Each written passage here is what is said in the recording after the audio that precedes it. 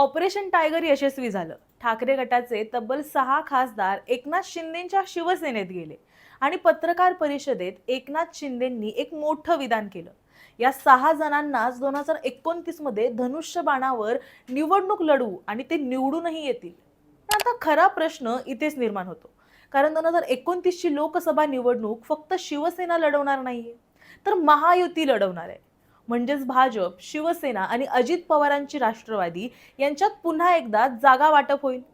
पण अशा परिस्थितीत आजच 6 खासदारांना उमेदवारीचं आश्वासन देणं म्हणजे महायुतीसमोर नवा पेच उभा करणं ठरू शकतं. नमस्कार, मी सारिका आणि तुम्ही पाहताय पॉलिटिकल महाराष्ट्र. आता एक एक मतदारसंघ पाहूया. तर यवतमाळ वाशिम मतदारसंघात आधीच भावना गवळी पुन्हा एकदा सक्रिय आहेत. राजश्री पाटील यांच्याही आकांक्षा आहेत आणि आता विद्यमान खासदार संजय देशमुख सुद्धा शिंदेच्या शिवसेनेत आलेत. म्हणजे एकाच जागेवर तीन तीन दावेदार. मग तिकीट कोणाला मिळणार? आणि इथेही तीन तीन दावेदार असतील तर पेच उभा टाकू शकतो. सोबतच हिंगोलीत नागेश पाटील आष्टीकर यांनी शिंदे गटात प्रवेश केलाय. पण इथे आधीपासूनच शिंदे गटातील स्थानिक नेते सक्रिय आहेत आणि भाजपकडून सुद्धा प्रज्ञा सातव यांचं नाव चर्चेत होतं. त्यामुळे ही जागा केवळ शिवसेनेची राहणार नाहीये, तर महायुतीतील सर्व पक्षांमध्ये संघर्षाचा विषय बनणार आहे. तसंच संजय जाधव शिंदे गटात आले, पण भाजपकडून रामप्रसाद बोर्डीकर यांच्या नावाची सुद्धा चर्चा होती आणि इथूनच महादेव जानकर यांनीही लढण्याची इच्छा व्यक्त केली आहे. म्हणजेच इथेही समीकरणं पूर्ण बदलू शकतात.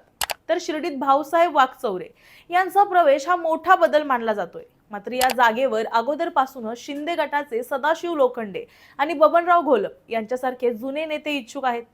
त्यामुळे नवीन आलेले खासदार आणि जुने कार्यकर्ते यांच्यात थेट संघर्ष निर्माण होण्याची शक्यता आहे. तर धाराशिवमध्ये ओमराजे निंबाळकर यांचा शिंदे गटात प्रवेश हा सर्वात मोठा राजकीय धक्का मानला जातोय.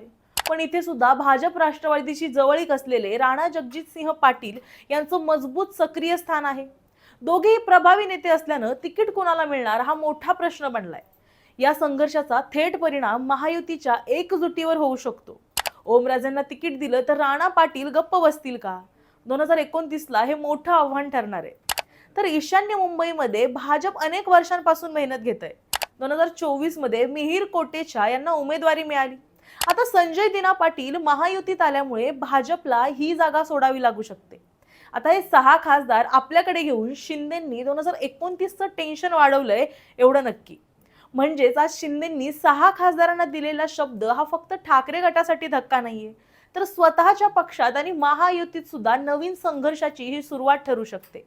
कारण प्रत्येक मतदारसंघात आधीपासूनच इच्छुक नेते आहेत, भाजपचे दावे आहेत, राष्ट्रवादीची ही गणित आहेत आणि अशा वेळी 6 पैकी 6 जणांनाच उमेदवारी हा शब्द प्रत्यक्षात पाळायचा असेल तर अनेक जुन्या नेत्यांची नाराजगी ओढावू शकते. 2029 मध्ये तिकीट कोणाला मिळणार आणि त्या एका तिकिटासाठी महायुतीत अंतर्गत संघर्ष सुरू होणार का? 2029 मध्ये नक्की कोणाला संधी आणि कोणाला ठेंगा मिळणार याबद्दल तुम्हाला काय वाटतं हे आम्हाला कमेंटमध्ये नक्की सांगा. व्हिडिओ आवडला असेल तर लाईक करा, शेअर करा आणि पाहायला विसरू नका पॉलिटिकल महाराष्ट्र.